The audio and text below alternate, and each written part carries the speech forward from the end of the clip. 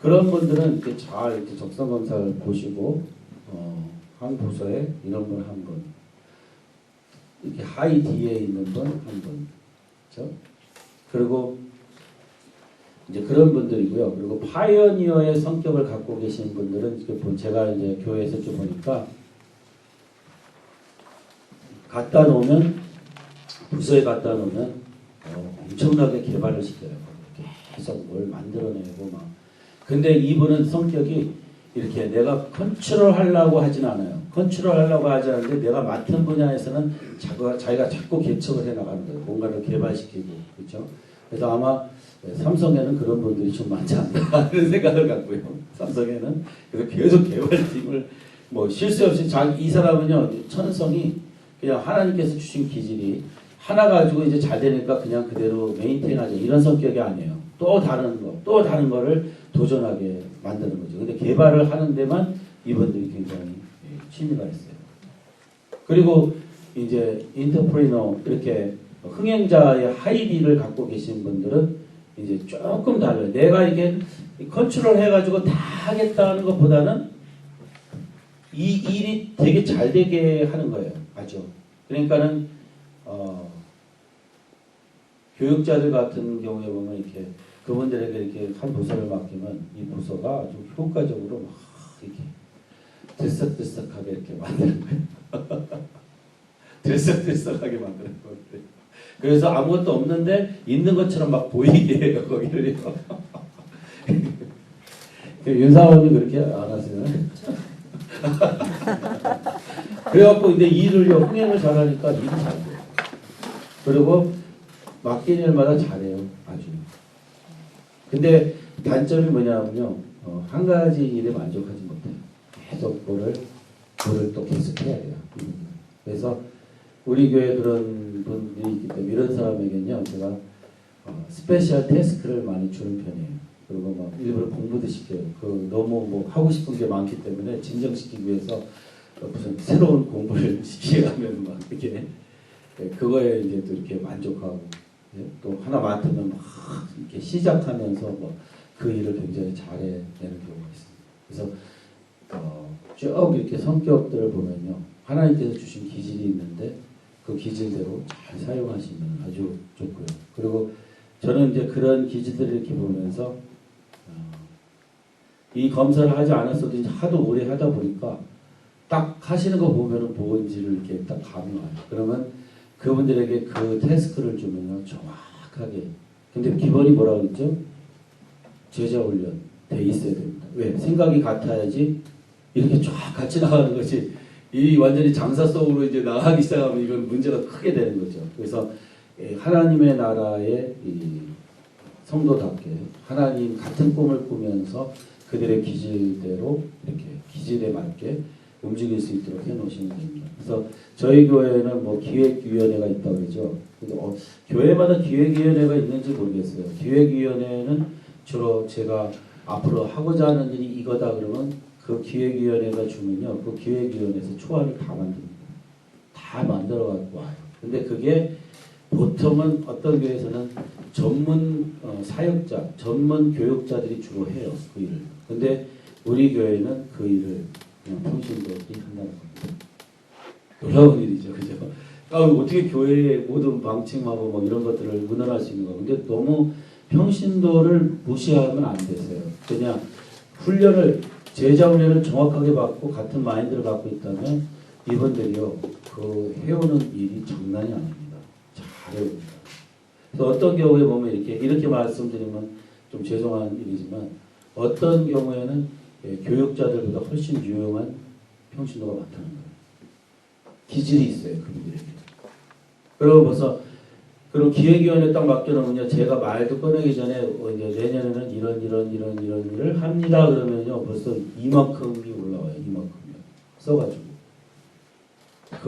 그거를 목사님 앞으로 하려면 이런 거 필요하고 이렇게 해서 이렇게 해서 해야 되고 뭐 이런 이야기. 그럼 뭐 20주년 뭐 설립 기념 예배를 드린다 그러면 거기에 필요한 모든 게 그냥 기획위원회에서 나오는 거예요. 너무 신기하잖아요. 그죠? 그래서 이거는 그냥 밥 먹고 일만 하는가 보다. 물론 교육자의 이제 그 담임 목사의 눈에는 어떤 거는 아 이건 쓸데없는 거다라고 막 지워버리는 것들이 되게 많죠. 근데 계속적으로 올린다는 거죠.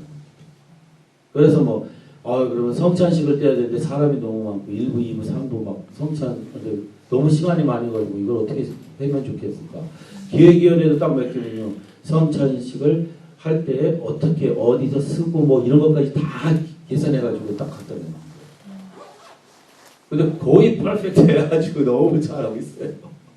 그러니까 평신도를 100번 활용을 하는데 이 사람들은 이걸 하면서 굉장히 기쁨을 누리는 게 뭐냐면 자기가 아이디어를 내서 그게 됐다는 게 되게 기분이 좋잖아요. 근데 자기에게는 실행하는 권한은 없어요. 그렇지만 아는 올리는 그걸 아주 습관화 만들어버려야죠. 그러니까 이 사람이 올렸는데 내가 전혀 이걸 말하지 않는다 해서 기분 나쁘게 생각해서 안 돼요. 그러면 뭐 현수막이나 뭐 이런 것들 오면은 벌써 이분은요 현수막 뭐를 올려야 되고 뭐를 올려야 되고 그걸 계속 올린단 말이죠. 그럼 제가 기억을 못했던 거를 다 이 사람은 그거에 아주 타고난 거예요 이거는요. 네.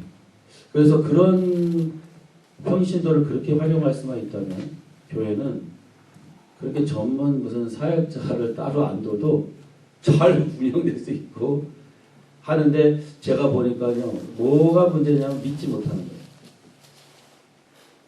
목사가 그 평신도들의 그 잠재력을 믿지 못해서 자기가 다 해야 된다고 생각하는 분들이 많다는 겁니다. 그렇게 되면은 글쎄요 얼만큼의 일은 할 수 있지만 좀만 커지면은 못합니다.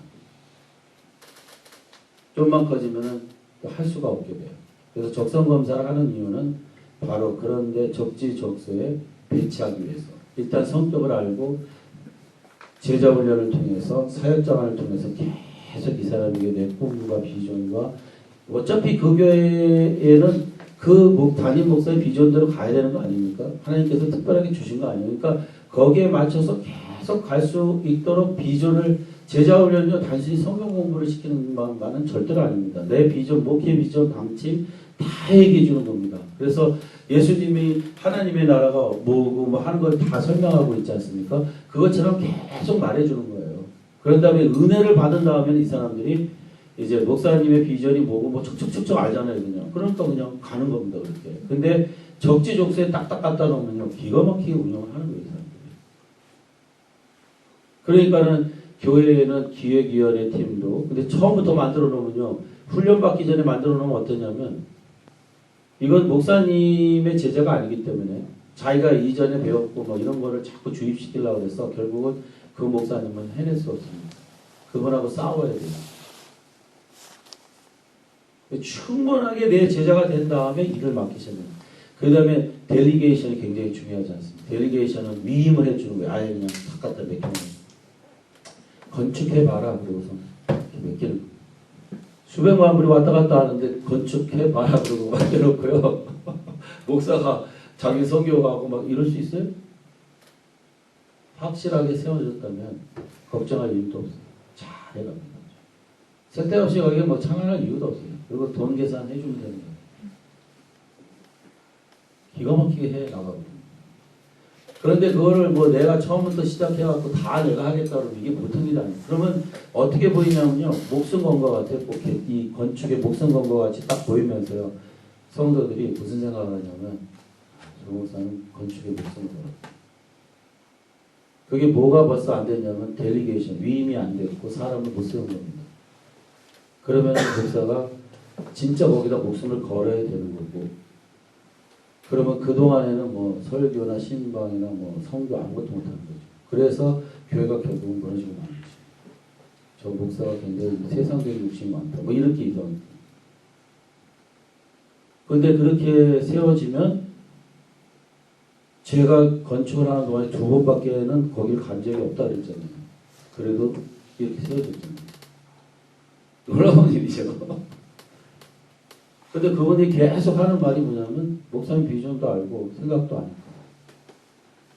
그리고 이게 오버 예산이 될 수도 없어. 왜냐? 저는 제가 요구하는 바는 멋있는 건물이 아니고 제자 훈련할 수 있는 건물, 교육할 수 있는 건물. 값싼 재료지만 든든한 재료. 멋있는 거 말고. 뭐 이런 거 다 알고 있거든요. 그러니까 이 바닥도요, 조금만 좋은 바닥을 깔면 뭐 만불, 몇만 불 차이가 나는 거예요. 그렇게 해갖고서 계속 좋은 거로 나가면요, 나중에는 끝날 때쯤 되면 뭐 50만 불에서 100만 불 차이가 날 수 있어요. 제가 미션을 주는 건 딱 한 가지였어요. 장로님, 예산된 대로 정확하게 1분도 들어가지 않고 마이너스도 없게 정확하게 끝나게만 해주세요. 그거였어요. 정확하게 끝나게. 네, 그래서 그런 것들이 굉장히 별거 아닌 것 같은데 방책을 세울 때, 정책을 세울 때 누구를 델리게이션해서 어떻게 세우느냐가 굉장히 중요한데 그거는 목사의 생각대로 움직여줘야 되는 거예요. 아닙니까? 근데 그냥 엉터리로 해갖고는 그 다음에 이제 막 뭐라 그러면 건축 중간에 막 튀어나가고 막 이렇게 되면 교회는 이제 어려워지기 시작하는 겁니다. 그래서 그런 목사가 마음 놓고 맡길 수 있는 사람, 기질도 알아요. 다 알아요. 그러면 맡길 수 있는 사람 누굽니까? 제자 훈련 받은 사람들이죠. 같은 비전을 가지고 같은 꿈을 가지고 나가는 사람들이 필요하다는 것입니다. 그래서 제자 훈련을 시켜야 된다는 거죠. 근데 제자 훈련은요, 분명히 말씀드리지만 12명 이상 넘어가면 잘 안 됩니다. 왜? 나하고 이렇게 다 이렇게 컨택이 돼야 되는데 안 돼요.